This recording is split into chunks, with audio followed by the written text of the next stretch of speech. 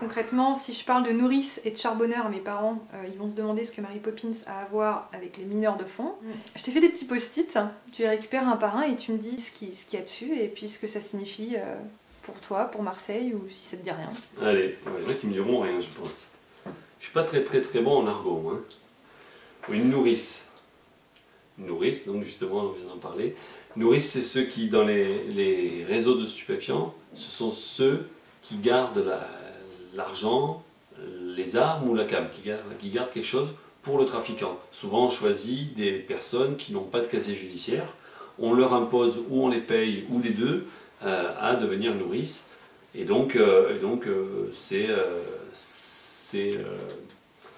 un moyen de gagner de l'argent pour certains, et c'est surtout un moyen d'avoir énormément d'embrouilles pour la plupart. Donc, nourrice, c'est dans les quartiers, j'ai un de mes articles qui s'appelle Au sein des nourrices, qui raconte comment un mec, j'allais dire un minot, parce qu'il a un âge mental tellement faible que j'allais dire un minot, mais il doit avoir 36 ou 37 ans maintenant, Béchir, dont le père s'est fait tuer, et devant ses yeux, il est devenu plus ou moins dingo, et maintenant les trafiquants, qui sont les héritiers même des tueurs de son père, utilisent ce mec pour être une nourrice qui plante les arbres. Voilà, nourrice, ce que c'est. Donc pas Mary Poppins. Pas Mary Poppins, du tout. Même si elle aurait peut-être pu faire une bonne nourrice, parce que personne ne la soupçonne de cacher quoi que ce soit. Donc peut-être que on peut peut-être trouver de l'héroïne dans son parapluie. Un joli déguisement. Ouais. Une go. Une go. Bah voilà, une go, moi je sais pas ce que c'est. Moi je suis un Marseillais et une go, on n'en a pas. Une go à Marseille, ça veut rien dire? Non. Et ça voulait dire une jolie fille. Eh ben, une jolie fille à Marseille, ça va être une gadie. Pourquoi? Une gadie, ça vient du gitan. Le mec c'est un gadjo et la fille c'est une gadie. Mais la gadie, c'est une jolie fille non gitane pour les gitans. C'est l'équivalent du pinsout chez les Corses, de l'oreille chez les Réunionnais. Et donc, une gadie, qui se prononce avec l'accent gitan, donc une gadji. Un mélange de D-G-H, J. Et une gadji, c'est une jolie fille. Le gadjo, c'est le mec un peu mariole, un peu fanfaron. Babtou Toubab. Eh ben, je sais pas ce que c'est encore. Babtou Toubab, ben, c'est un blanc. C'est un petit blanc, quoi. Ouais. Ben, nous, à Marseille, en blanc, ils appellent ça oh le blanc, oh le français. Oh le français. Combien de fois on m'appelle oh le français, moi? Et moi, on m'appelle le journaliste ou le français. Et après, quand ils savent que j'ai des origines corse, on m'appelle le corse. Avec du respect. C'est marrant, comme dès que tu dis que tu es corse, ça ouvre quelque chose. Ça ouvre leur boîte à fantasmes et moi je sais très bien surjouer, je sais très bien prendre l'accent, pousser mon accent corse à l'extrême, je sais très bien le faire. Et je leur dis mon surnom corse, je leur dis tout ça, ce qui fait que ça m'ouvre pas mal de trucs. Mais à Marseille, il n'y a pas de nom donné pour dire le blanc. Pourquoi? Tout simplement parce que les communautés ne sont pas comme dans la banlieue parisienne. Il n'y a pas les blacks entre blacks. C'est ce que j'allais dire. En fait, Babtou et Toubab, c'est un truc que j'ai entendu pour la première fois quand j'ai débarqué en banlieue parisienne. Parce que nous, on n'a pas les communautés, même si malheureusement elles ont tendance à se recroqueviller un peu sur elles-mêmes depuis quelques années, depuis les années Sarkozy tout simplement. Avant, il n'y avait pas de conception ethnique par rapport aux communautés géographiques. Ce qui fait que on est de telle cité, on est de telle cité, on est de telle origine et encore ils s'en foutent. On est de telle usine aussi, il y a ceux qui travaillaient à l'usine, donc ça oui. Et donc on va trouver des Noirs et des Arabes et des Gitans ensemble, qui n'hésiteront pas les uns les autres à s'appeler le Noir, l'Arabe et le Gitan, mais qui en fait sont ceux qui jouent au foot ensemble, vont à l'école ensemble, draguent les gonzesses ensemble.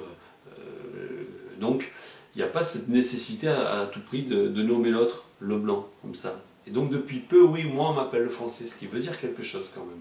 C'est assez récent, mais en tout cas dans l'argot, il n'y a pas de mot. Il n'y a pas de mot qui le dit, c'est pas nécessaire. On passe à un autre mot du coup? Petit cramé, grand et vieux.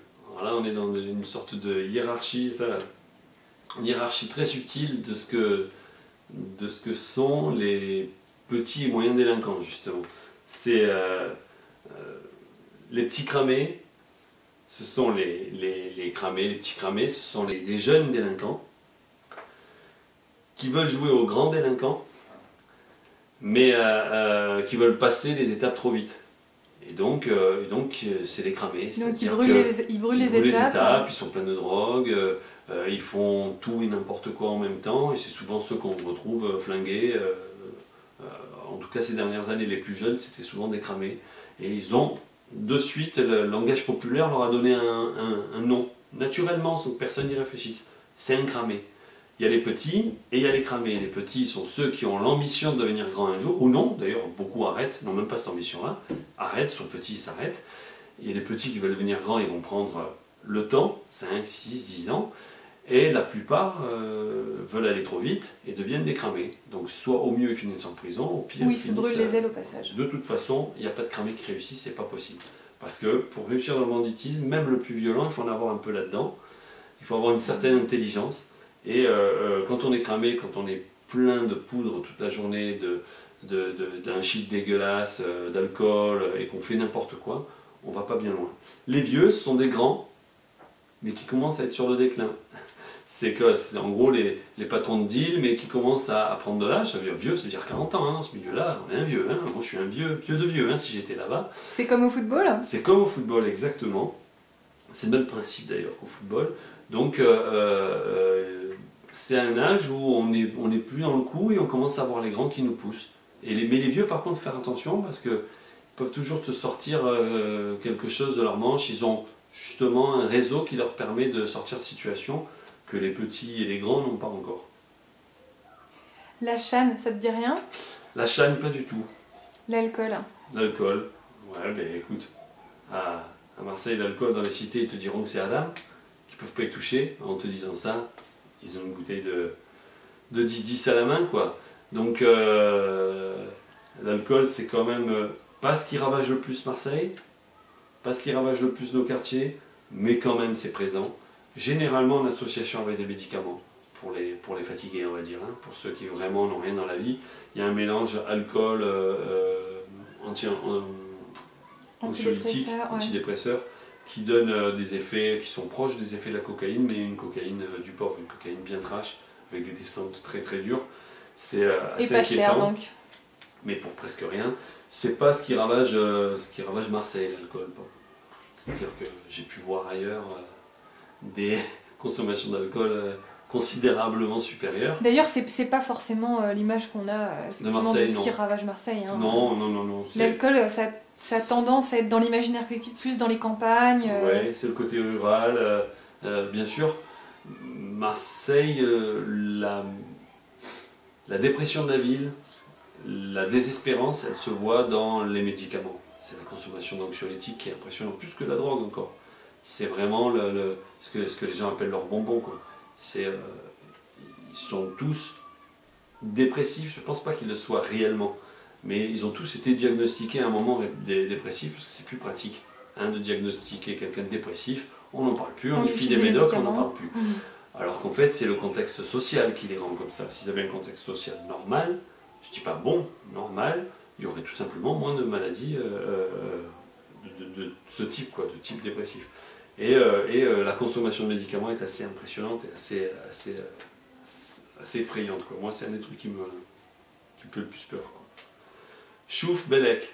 Chouf, je sais, Bellec, je sais pas, j'imagine que c'est la même chose. C'est la même chose. La même chose. Chouf, chouf. Donc, le chouf, ça veut dire regarder en arabe, chouf, c'est le guetteur. Le chouf. À Marseille, les choufs, quand ils ont repéré quelque chose qui ne va pas, les flics ou autre chose, ils crient, ils hurlent « Aha ». Alors j'ai aucune idée de comment ça s'écrit, je l'ai écrit de toutes les manières possibles dans mes articles. Personne ne l'écrit de la même manière, c'est vraiment un truc du langage parlé. C'est verbal, ouais. Aucun sens, ça ne vient pas de l'arabe, ça ne vient pas de l'espagnol, ça vient de rien. C'est un cri facile, je pense qu'ils se sont rendus compte que c'est ce qui venait tout seul. Aha, aha, c'est une sorte de A un peu particulier, un peu différent. Donc aha, et c'est très impressionnant, j'en ai beaucoup entendu. À ma venue, au passage de flics, enfin, j'ai beaucoup entendu de aha. C'est très impressionnant parce que c'est des cris primaux on sent qu'ils jouent gros quand ils se mettent à hurler. Il y en a qui le crient très aigu, d'autres au contraire très guttural.